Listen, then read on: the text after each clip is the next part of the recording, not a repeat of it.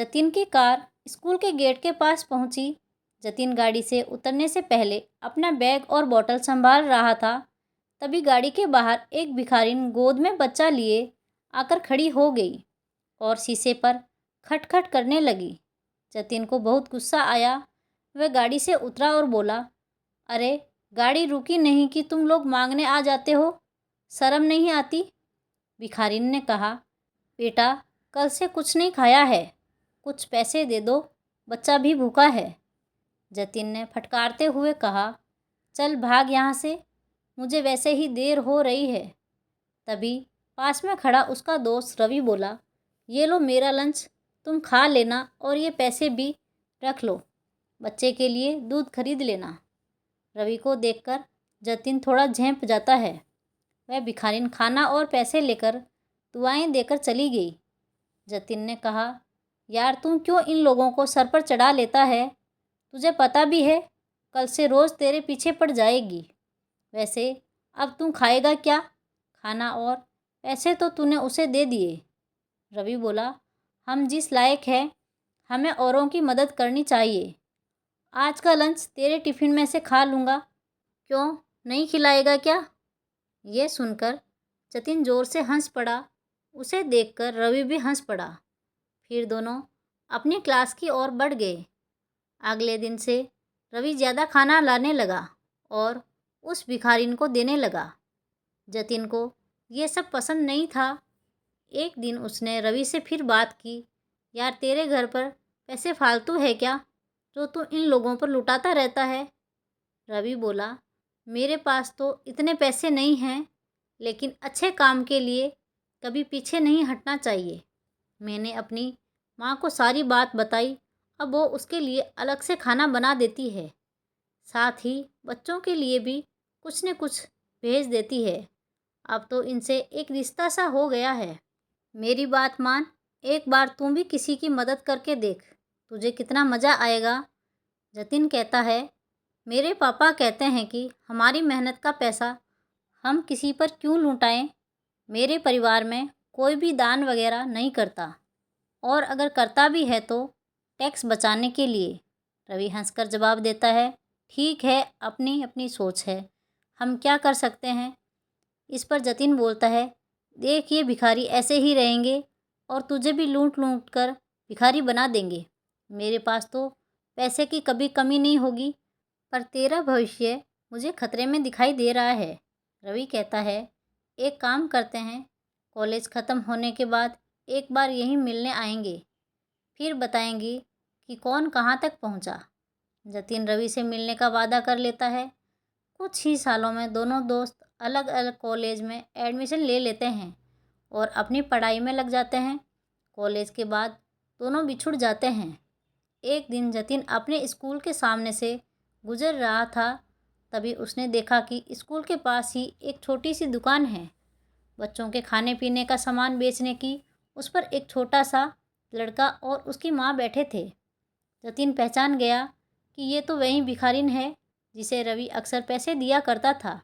उन्हें देखकर उसे रवि की याद आ गई, लेकिन वह उसे कहाँ ढूंढे। कुछ ही देर में वो अपने ऑफिस पहुंच जाता है। ऑफिस में आज उसका मैनेजर जतिन से मीटिंग करता है। सर, आपके पापा के जाने के बाद पूरा बिजनेस ही बैठ गया। एक गलत साइट पर बिल्डिंग बनाकर सारा पैसा डूब गया। अब एक प्रोजेक्ट है, अगर ये हमें मिल जाए तो काम बन सकता है, वरना 2 महीने में कंपनी और घर दोनों नीलाम हो जाएंगे।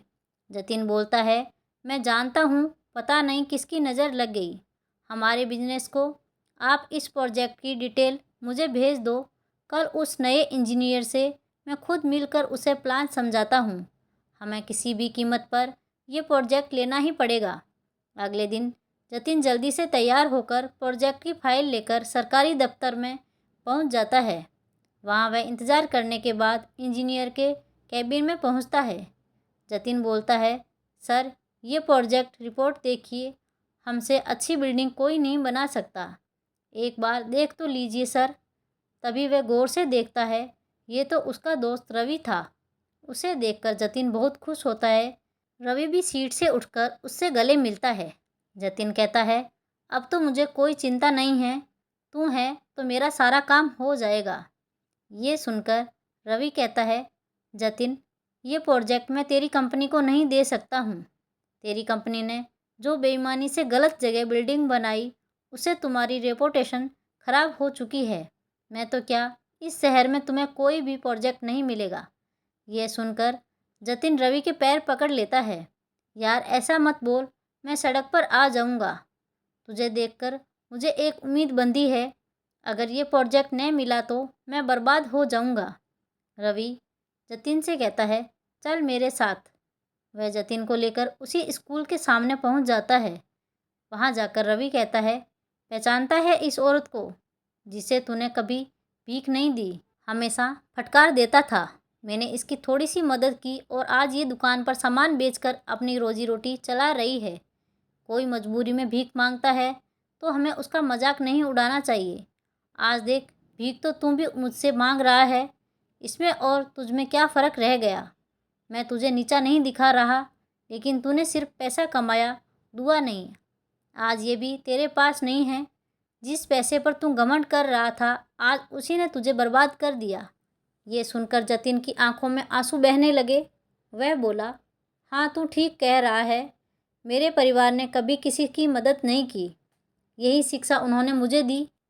रवि जतिन को लेकर उसी दुकान पर पहुंच जाता है। वह औरत उन्हें देखकर उनके पास आ जाती है। भैया आप आइए, बैठिए, मैं अभी आपके लिए कुछ लाती हूँ। रवि बोला, नहीं माँ जी, मैं तो बस आपसे मिलने आया था, कोई परेशानी तो नहीं है। वह औरत बोली, भैया आपके कारण हम भिखारी की जिल्लत से बाहर निकल आए। मेरा बेटा अब स्कूल जाता है। यहीं पास ही में हमने एक कमरा किराए पर ले लिया है। मैं अपने बेटे को पढ़ाकर आपके जैसा अफसर बनाना चाहती हूँ। पूरी ज़िंदगी भी लगी रहूँ तो आपका एहसान नहीं चुका सकती। उनसे मिलकर जतिन को भी अच्छा लगा। वहाँ से कुछ दूर जाकर वह बोला, रवि अब मैं किसी से भीख नहीं मांगूंगा, नए सिरे से शुरुआत करूँगा, ईमानदारी से और अपनी कमाई का कुछ हिस्सा दान जरूर करूँगा। रवि बोला, अगर तू सच्चाई और ईमानदारी से काम करे तो ये प्रोजेक्ट मैं तुझे दिलवा सकता हूँ। जतिन अपने दोस्त के गले लगकर रोने लगता है। इन आंसुओं में उसका घमंड भी बह गया था। तो दोस्तों, आप सबको ये कहानी कैसी लगी? कमेंट बॉक्स में अपनी राय ज़रूर दीजिएगा और वीडियो अच्छा लगे तो लाइक, शेयर और सब्सक्राइब करना ना भूलें। Thanks for watching.